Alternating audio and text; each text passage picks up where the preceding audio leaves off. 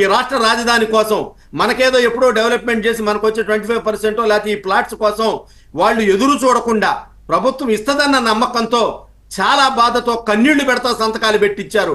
కేవలం చంద్రబాబు నాయుడు గారి మీద నమ్మకంతోనే. ఇవాళ ఎక్కడా కూడా ప్రపంచంలో ఏ నాయకుడు అడిగినా కూడా మిమ్మల్ని చాలా సార్లు అడిగాను, టీడీపీ ప్యానలిస్టులందరినీ కూడా. అంటే మీరు వచ్చిన వెంటనే కూడా ఈ అప్పులు ఇవనే కాకుండా గతానికి సంబంధించి వస్తున్నటువంటి ఇవి శాపాలుగా టర్న్ అవుతున్న అనేక విషయాలు, కోర్టులో కేసెస్ కి సంబంధించి ఎంతవరకు ఉన్నాయి, లేకపోతే ఇప్పుడు ఈ బ్యాంకర్స్ తో ఇష్యూ అన్ని ఒకదాని తర్వాత ఒకటి గుర్తించారా? ఎందుకంటే ఇలా రోజుకొకటి బయట చంద్రబాబు నాయుడు గారు రైతులు అడక్క ముందే ఇవన్నీ గుర్తించారమ్మా. వీటి మీద చర్యలు చేపట్టడం కోసం మున్సిపల్ మంత్రి నారాయణ గారిని కానీ వీళ్ళందరినీ కూడా పార్థసారథి గారిని, కాటంనేని భాస్కర్ వీళ్ళందరూ ప్రతిరోజు అమరావతి అభివృద్ధి మీద 2 గంటల ఉదయాన్నే చంద్రబాబు నాయుడు గారు చర్చలు జరుపుతారు.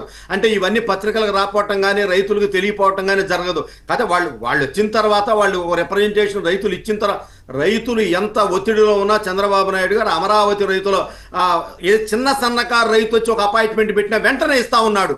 ఎమ్మెల్యేలు ఎంపీలను ఆపైనా సరే వాళ్ళని ఆపి వాళ్ళ దగ్గర వాళ్ళు వచ్చిన రిప్రజెంటేషన్ కూర్చోబెట్టి వాళ్ళతో మాట్లాడి ఇవన్నీ కూడా ప్రతిరోజు చర్చిస్తున్నాడు. ఇప్పుడు మీరు చెప్పిన రిటర్నబుల్ ప్లాట్స్ గురించి కానివ్వండి, రేపు జనవరి నుంచి అమలు చేయబోయే ఇదంతా కూడా ఆయన ముందున్న ప్రయారిటీ ఏంటంటే ఎవరైతే రైతులు ఇచ్చారో స్థలాలు పొలాలు ఇచ్చారో ఆ పొలాలకి రుణాలు మంజూరు చేసే విధంగా బ్యాంకర్స్ను ఒప్పించటమే.